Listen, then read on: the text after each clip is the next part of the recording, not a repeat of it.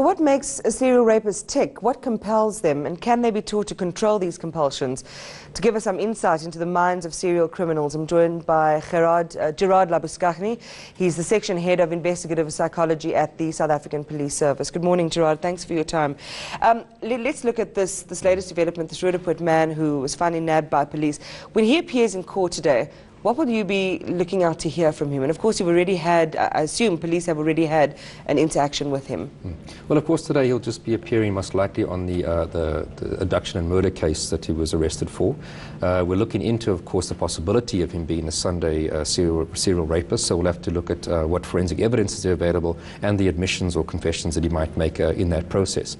But obviously, as the trial goes on, later on, we'll have to see, would we classify him as a serial rapist, and how would that play a role at the sentencing of such an individual?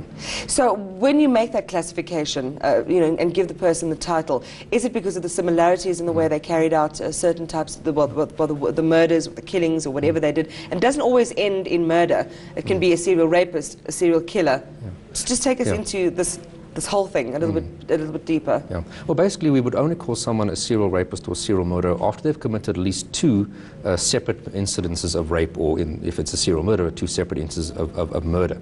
And then we would classify them as a serial murder. They don't have to be similar, although in reality they very often are, and they do have a similar modus operandi. But the crux is, are two crimes of the similar nature committed by the same offender? That's the main criteria. As I said, from then we would call that person a serial offender. We would use that in our investigation to what we know about these types of offenders to try and catch them quicker. And of course, once he's convicted, we would then usually testify about that in court to assist the court in coming to a most appropriate sentence. Take us into their minds, Gerard. What happens? What takes them from being a normal member of society into this world? Well, many people have tried to figure out why do these individuals become serial rapists or serial murderers. In reality, we don't know. There have been lots of theories out there, but nobody really has one final answer. They're as varied and different in their personalities as we all are. But you often find that there could have been some kind of an abuse towards themselves when they were younger, but again pointing out that many people who are abused do not go on to hurt anybody later in life. So that can't be always used as a cause and effect kind of relationship.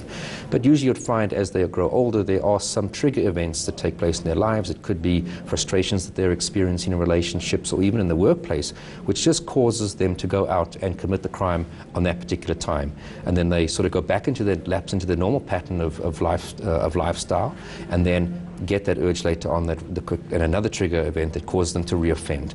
So in between these patterns, these crimes, they're actually behaving in a very normal fashion, carrying on with their daily activity, going to work, which is why people usually are so shocked to find out that a particular individual is a serial rapist, because they fit into society quite normally in between actually committing those crimes. There are red flags. They could be your uncle, could be your neighbor, the kindly man next door, or whatever. This year alone, though, disturbingly, Gerard, we've had a couple of serial offenders identified. Tell us a bit more about that. Well, I mean, this year, March, for example, we had 3 serial murderers convicted in the space of about 2 weeks in Johannesburg. There was the Randfontein serial murderer, the Orange Farm serial murderer, and the Western Area serial murderer. In total, those 3 trials alone netted 26 life sentences. We had the Mildersdorp serial rapist, Shivani Poppy, who was convicted in August and sentenced to 2 life sentences and 95 years. Recently arrested in Khayelitsha was a serial child rapist. We, of course, had the so-called Facebook serial rapist who was arrested and recently convicted on at least 2 counts. He's going to face more counts in other provinces. And, of course, the alleged, we believe, Sunday serial rapist who's been arrested. So there's been quite a few. There's also the Springs serial murderer who was recently located in KZN. So there's been a lot of cases that have been successfully either arrested or convicted this year alone. And let's go back then to the Roodepoort story, Gerard, and the so-called Sunday serial killer that police suspect might be the man, might fit the profile of this man. Has he said anything? Because you said, you said one of the things is that there has to be a link between the forensic evidence and the crimes that were committed. Part of that also depends on the confessions that people make and whether they know information that wasn't disclosed to the public. How strongly do you believe that this could be the man?